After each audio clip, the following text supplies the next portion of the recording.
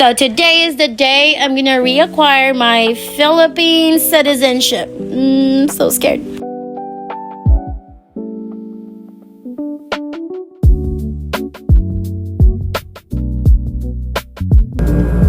This is my first time to be at the Philippine consulate, so I don't know. I'm kinda nervous. I've been antsy like since yesterday.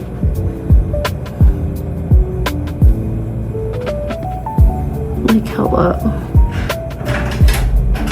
Here are the list of requirements that you needed to reacquire your Philippine citizenship. So we're going to the consulate.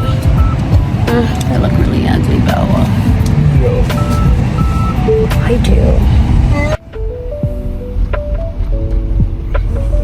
Just a tip, do not book your appointment early in the morning because you're gonna end up like me. For clarification, for the requirements first is physical appearance, so you have to be there at the consulate. Second is that you need to have your application form, and you can access this application form at the Philippine consulate website. Next is your PSA to make sure that you were born in the Philippines.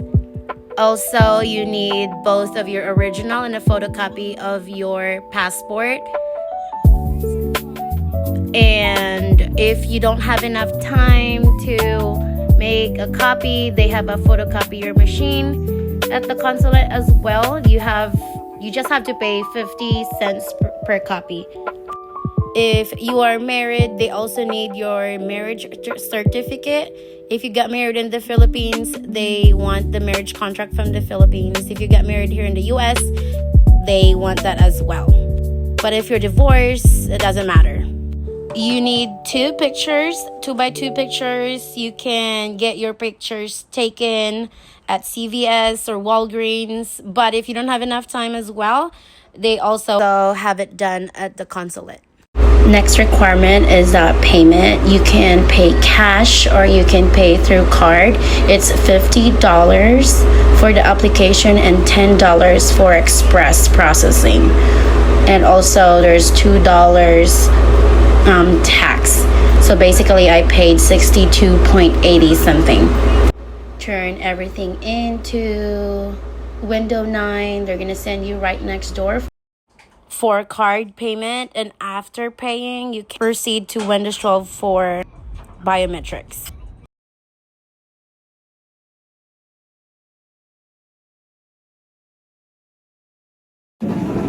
So we got here so early and finished early. Now I have to wait for the oath taking,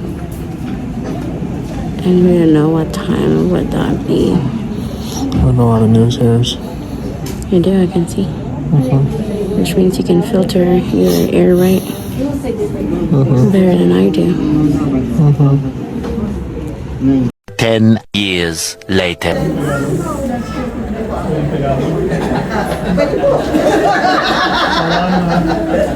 Bago po tayo magsumpaan.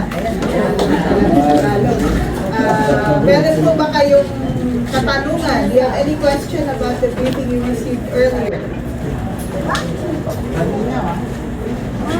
Wala kayong question, ha? Baka pag-uwi nyo, bigla kayong may maalala, ha? Anyway, you can email us if you do have a question. But just maybe 2 reminders. Number 1, the process that you just went through or yung proseso na pinagdaanan nyo, hindi po siya one-time process. It is not a one-time process. Meaning, if for example, you become a citizen of another country after today, you will lose your Philippine citizenship again. So pag nadagdagan po ang inyong foreign citizenship pagkatapos nyo pong manumpa sa akin, kayo po ay mawawalan ulit ng pagiging Filipino citizen. Okay, kasi yun po ang sinasabi ng ating Constitution. Okay, so kung mangyari po yun, if that happens or that opportunity comes to you, you take it, and then you want to become Filipino citizens again, ano po ang gagawin natin? Hindi niyo po kailangan bumalik sa amin. But you can apply once again at your nearest consulate or embassy. Okay, so kunyari, nasa Canada kayo, nasa Toronto or Ottawa, you apply at the Philippine Consulate in Toronto or the Philippine Embassy in Ottawa or in any of the other Philippine consulates or embassies in other countries.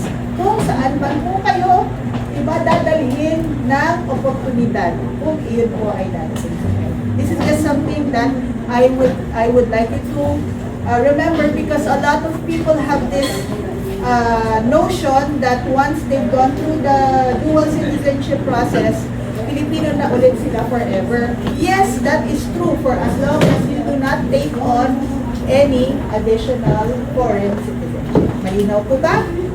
Alright. Very good. And then, second, lahat po ba tayo ay nakapagparehistro to vote? Okay, that's good. So, ang voting po for overseas Filipino voters, especially here in the US, is done online. So, sa 2028 elections po, hindi kayo makakatanggap ng paper ballot o ng balota, ng ballot package. Kayo po ay boboto online through the internet. So, nagsimula po tayo ng ating online voting in 2025, last year, for the midterm elections. So, for the national elections in 2028, where we will vote for a new president, vice president, 12 senators, and 1 party list representative, kailangan pong naka-enroll kayo doon sa ating online voting platform. So, you need to create your voting credentials. Okay, so usual po, username and password. And you can do that, you'll be able to do that at least, usually po, mga 8 months before the elections in May, mag-open yung ating online voting portal. So, pag nag-open po, kayo po ay magpa-register. And then come April, tandaan nyo po, overseas Filipino voters have 30 days to cast their votes online. Unlike our kababayan in the Philippines na isang araw lang po pwede bumoto. So the end of voting also happens at the same time as the end of voting in the Philippines. So kung 3 p.m. po ng Monday, ano nga po ba yung May 11 po yata, then it should be around midnight po ng May 10, 2028 dito sa LA ang last or ang ending ng voting. Pero I'm sure naman na bago dumating yung end ng voting, nakapag-voto na po kayo. So, all the information about the elections, including yung pagbukas ng ating online voting portal, yung mga candidates po na in-approve ng COMELEC will be posted on our website. Okay, losangelespcg.org. May link din po kami na ilalagay sa aming social media accounts. We are on Facebook, Instagram, and X. Okay? So, lahat po tayo ay sana bumoto. Okay, isa po iyon sa pinaka-importanting responsibilidad natin bilang Pilipino. So, being a citizen of any country, voting is one of our most important responsibilities. Tandaan niyo po, napakarami pong mga overseas Filipinos ang gumawa ng napakalaking effort para lang po magkaroon tayo ng overseas voting. Alright, so tandaan nyo rin po yung malaking hirap na pinagdaanan nila para yung current generation of overseas Filipinos can enjoy this privilege and continue to enjoy their right kahit na nasa ibang bansa. Okay? Any other comments, violent reactions, questions? Kung wala na. Or, okay.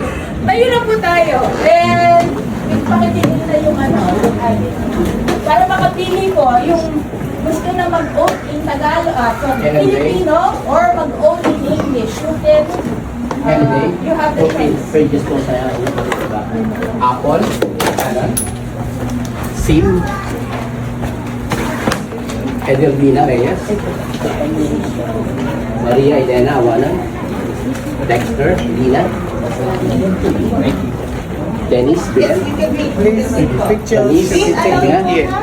You have to stand. Edwin Loyola, Thank you. Sabay-sabay po tayo. Lazaro. It will be a little, a little and then you will say I if you are using the English text, or ako if you are using the Filipino text, and then you state your full name and then you read your preferred text. Is everything clear? Maliwanag po ba?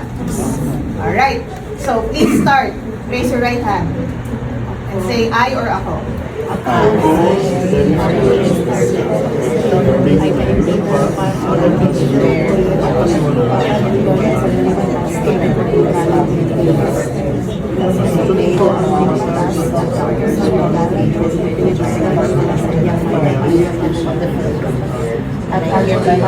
Please say it aloud.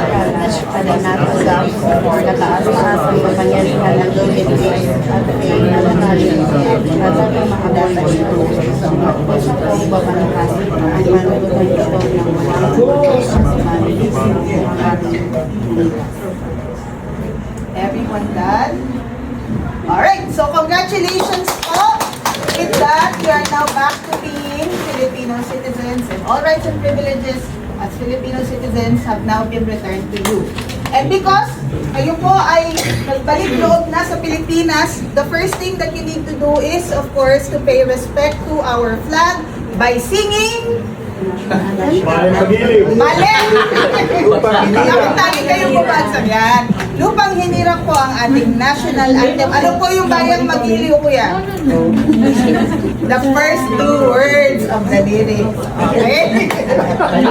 Mababa niyo po muna yung ano nyo. Yung kasi tayo po kasi mga medyo hindi, more experience.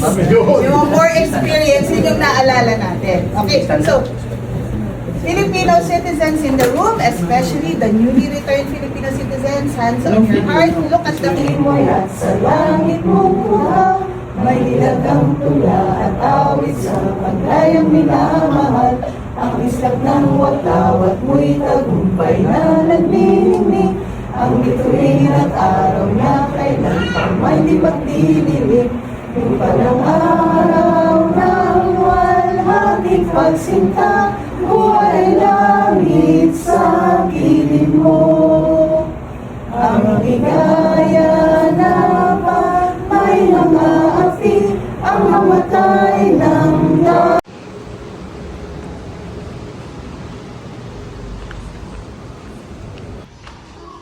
Oh, we have to order our food and go up here? I would guess so. Okay, start talking, Pigeon Man. I have a name. Yeah, we just don't care what it is. It's Pete. They were like, I thought there's gonna be a robot for the popcorn. Remember? Thank you for watching. Oh, just for